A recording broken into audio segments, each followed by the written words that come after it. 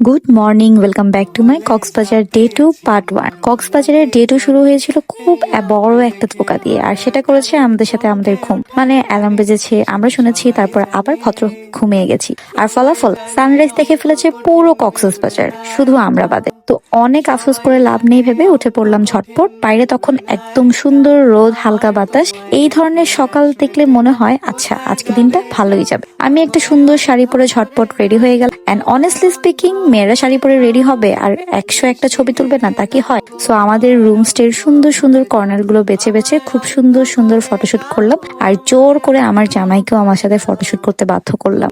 And trust me, সেদিন আমার জামাই আমাকে অনেক সুন্দর সুন্দর ছবি তুলে দিয়েছে। So thanks to him. ভেঙে দাও মন ভেঙে দাও পাহাড় থেকে ফেলে, আমি খুন খারাপি চাই না এমন মন খারাপে পেলে, কেমন বেয়াকেলে বেয়াকেলে।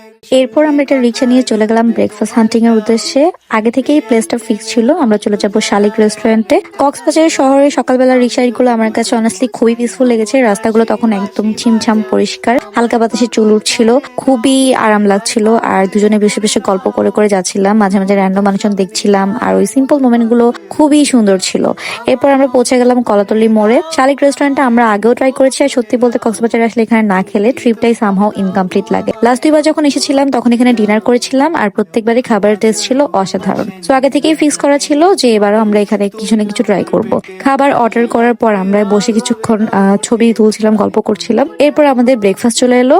আমাদের ব্রেকফাস্ট মেনু ছিল একদমই সিম্পল। আমার হাজবেন্ড নিয়েছিল খাসির পায়া, বাটার নান, আর আমি নিয়েছিলাম মুগ ডাল, তারপর অমলেট, আর পরোটা। সিম্পল খাবার হলেও এত মজা ছিল যে খাওয়া শেষে মনে হচ্ছিল আর কিছু খেতে না দিলেও চলবে আগামী 5 ঘন্টা। আর সবশেষে 1 কাপ চা তো না হলেই না।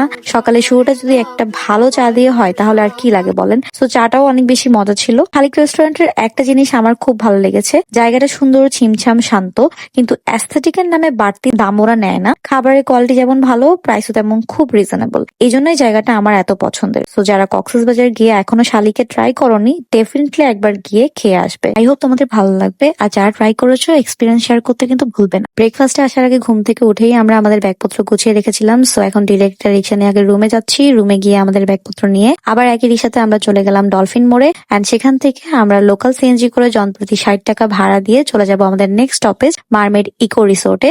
মারমেড ইকো রিসোর্টটা হিমছড়ি পার হয়ে একদম মেইন ড্রাইভের রোড দিয়ে যেয়ে রেজু খালের নতুন ব্রিজের ঠিক আগে অবস্থিত।